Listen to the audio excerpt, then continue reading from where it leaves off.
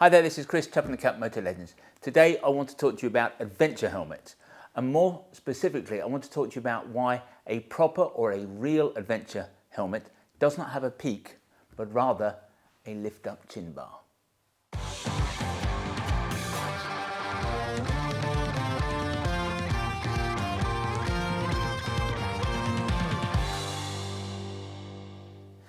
Nobody really doubts that right now all the growth in motorcycling is coming from the adventure sector, and the reasons for that are manifold.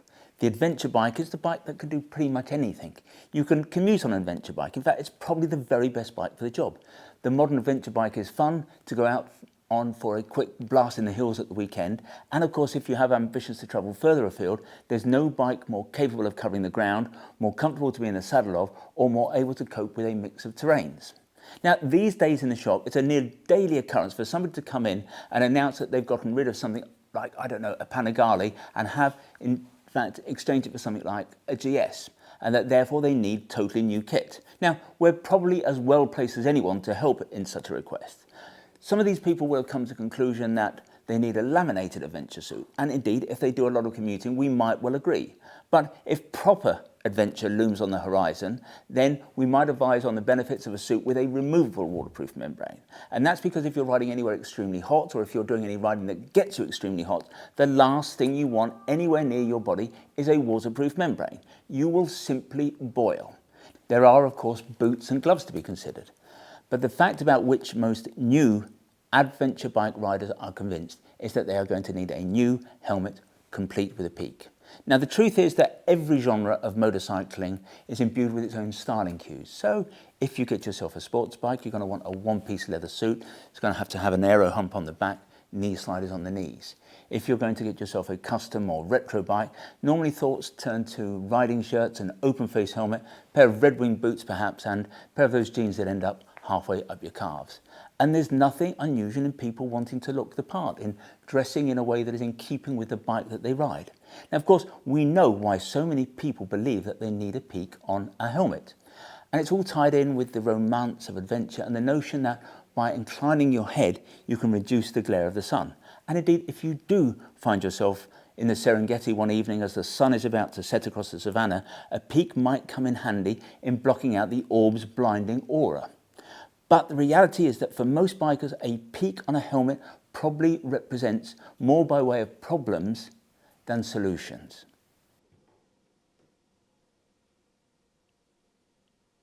The peak was first introduced to a motorcycle helmet by those who rode scrambler bikes back in the 1970s.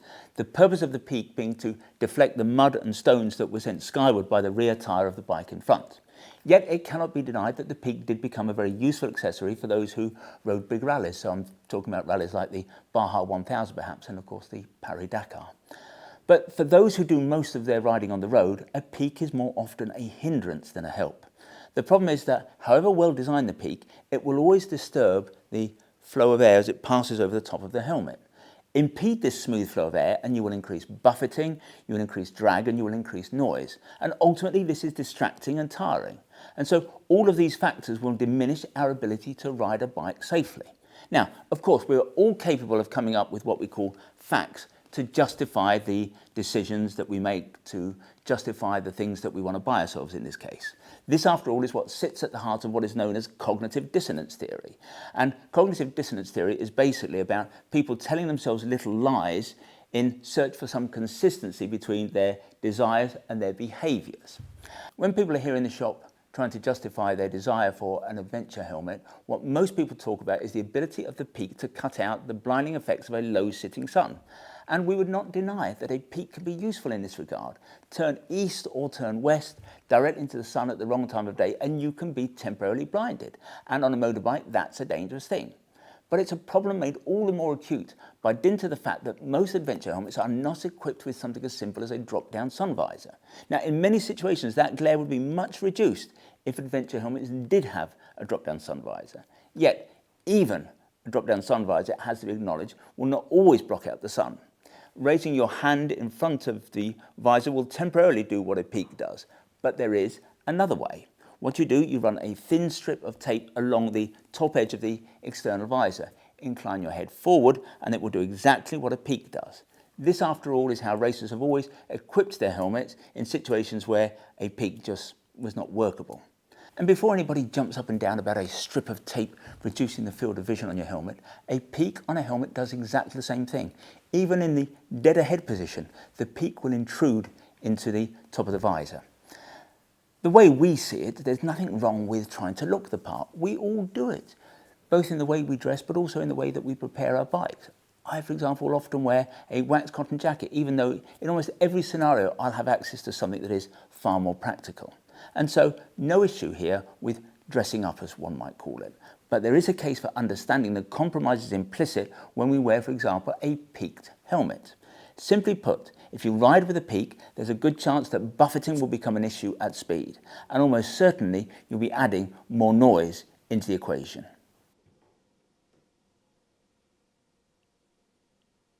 Now, often when I come across what I would call proper adventure riders, as opposed to those people who want to look like adventure riders, they are wearing flip helmets rather than the traditional adventure helmet. What I'm talking about here are those riders who travel huge distances and who find themselves in far-flung corners of the world. And I suppose I'm also talking about the kind of bikers who are more concerned with practicality than their Instagram following. And to me, wearing a flip-lid helmet on such a journey makes total sense. It's certainly what I would do if I was lucky enough ever to get out of the shop long enough to go and circumnavigate the world. And that's because the advantages of a flip-lid helmet are many, the disadvantages are actually very few. The main obstacle, it's got to be said, when it comes to considering a flip-lid helmet is nothing more than prejudice. Now, because I was one of them, I'm particularly aware that a lot of old-school bikers do not like flip helmets. It's a kind of historical thing. If you were a biker back in the 80s or 90s, the chances are that you would have ridden a sports bike. So the helmet you wore, it was either an Arai, sometimes it was a Shoei. But you would never have worn a flip. Only two kinds of bikers back then wore flip helmets. First was the old Bill, second was old farts on BMWs. And the truth is that you probably held both groups of riders in equal contempt. The irony, of course, is that many of those sports bike riders, many of those same riders, now ride adventure bikes, having realised that their backs can no longer cope with that leant forward position. But even so, for many riders of this generation, a flip lid is still often pure anathema. And that's a shame because in many ways a flip helmet is the perfect helmet for the adventure bike rider. A flip is simply the best helmet to be wearing if you're riding anywhere hot. You can open up the chin bar to get the airflow advantage of an open face helmet. Now, nobody would advocate riding with the chin bar open at speed. Although technically you can with a modern helmet because modern helmets are approved for both open and closed riding. But what would happen is the chin bar would act as a barn door. It wouldn't be very nice to ride in, and your face obviously would be exposed if anything went wrong. But raising the chin bar at slow speed to get some cool air on the face in hot conditions is both safe and at times blindingly necessary. Do you know, I've got to say that I just can't understand this whole prejudice about flip-lid helmets. If you're wearing a modern flip-lid helmet, nobody will know that you're wearing a flip as opposed to a full-face helmet. They look exactly the same. There is, though, one significant and indisputable safety advantage with a flip, and it's the ability of first responders to reach a rider's airwaves. So let's say you have an accident. You're lying there by the side of the road. If you are wearing a full-face helmet, that's going to require two properly trained medical personnel to remove it. No medic will do it on their own. The liability issues, I'm afraid, are just too great. Meanwhile, you're lying there. Nobody knows if you've swallowed your tongue, if you're breathing or not. If you're wearing, by contrast, a flip lid, the first person on the scene can simply lift the chin bar, they can talk to you, they can ascertain your condition, and if necessary, somebody can administer mouth to mouth. There's absolutely nothing here that's subject to speculation. Not everybody is going to agree with everything I say, but here, this is an absolute fact. In certain circumstances, a flip lid can save your life. Now, as we have discussed already, in contrast to most adventure helmets, most flip helmets do come with a drop-down sun visor, which in many circumstances is going to do a similar job to a peak. But for most, or for us, the most compelling benefit for those who like to cover big miles, for those who do proper adventures, is that a good quality flip helmet is the quietest helmet that you can ride in. I say good quality flip helmet because I've got to say that a cheap flip helmet is going to be just as noisy as any kind of cheap helmet. Now, it's the way that we put on a flip helmet that allows it to be made quieter. Let me explain. A full face helmet has to have a large hole in the underside to allow the rider to get his big old head into it. But with a flip lid, we put a flip lid on differently. What we do when we're putting a flip lid on, we pull the sides apart. We drop it down over a head, and then we release the sides and they flex back into the neck. As a result of this, when the chin bar is fastened, the hole in the underside of a flip lid is much smaller than the hole in the underside of a full face. And what this smaller aperture means is that less air can enter the helmet. It can't pass through the neck and come into the helmet and reach the ears. And less air reaching the ears means less noise. Now, this is best demonstrated by comparing the undersides of a Shoei GT Air and a Shoei Neotech. They are in many ways identical helmets. They are sister helmets, except for the fact that one is a flip lid and one is a full face. Now, as you can see, the aperture in the underside of the Neotech, that's the helmet on the left, is much smaller. And therefore, it's got a much tighter neck roll. A helmet with a tighter neck roll is always going to be a quieter helmet. And if you're on a long adventure, a quieter helmet has got to be a good thing, surely.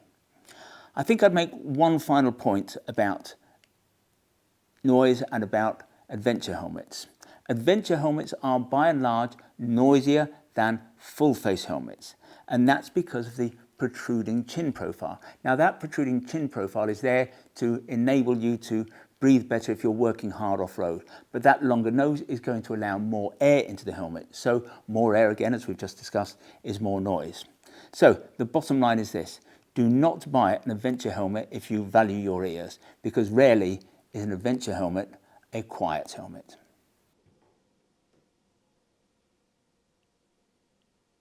Obviously, we understand why any adventure bike owner might want to ride in a helmet with a peak.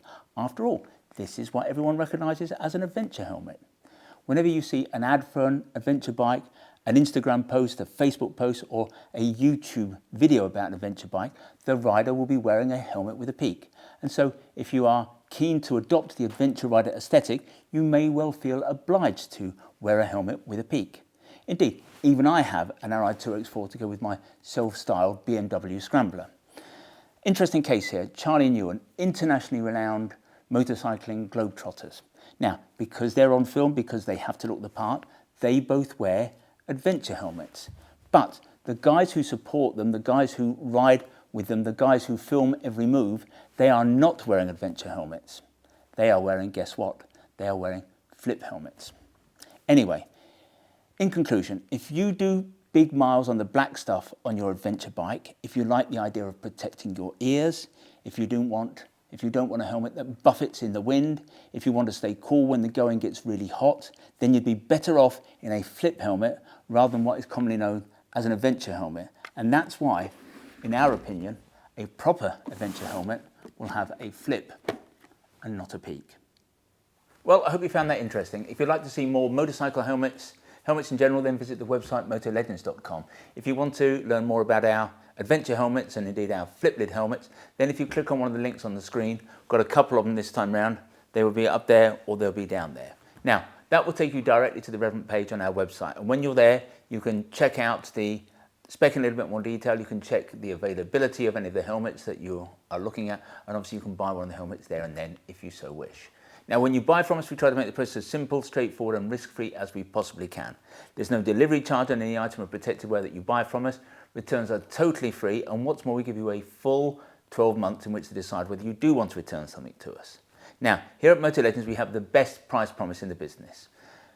Historically, John Lewis was rightly famed for its never-knowingly undersold price promise, but we go one stage better. If you can find anyone selling anything that we sell at a price that is below ours, we will beat that competitor's price by a full 10%. Now, there are a few terms and conditions associated with what we call our price beat, nothing particularly onerous, I assure you, but if you are going to attempt to price beat us, I suggest you go over to the website and check out what those terms and conditions are. Now, in the future, if you'd like to see bulletins from us about new products, go to the website, top of every page there's a piece of script that says newsletter sign up, click on there, within seconds you'll be in business. If, however, you prefer to get your information videographically, that is to say in this form, we'd be simply delighted if you wanted to become a subscriber to a YouTube channel, and you can do that by clicking on the button below. Finally, I'd like to make mention of our fabulous little shop here. We're based about a mile from the centre of Guildford, a mile from the railway station. And as I've suggested, it's a small shop. It's got a small footprint, but it's attached to our warehouse where we have more than £4 million worth of motorcycle merchandise arranged over 3 floors. And that technically makes this the second largest motorcycle apparel store in the UK. But we'd like to think of ourselves as far more than just the amount of merchandise we've got here in the building.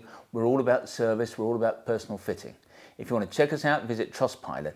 We have the highest 5-star ranking in the business.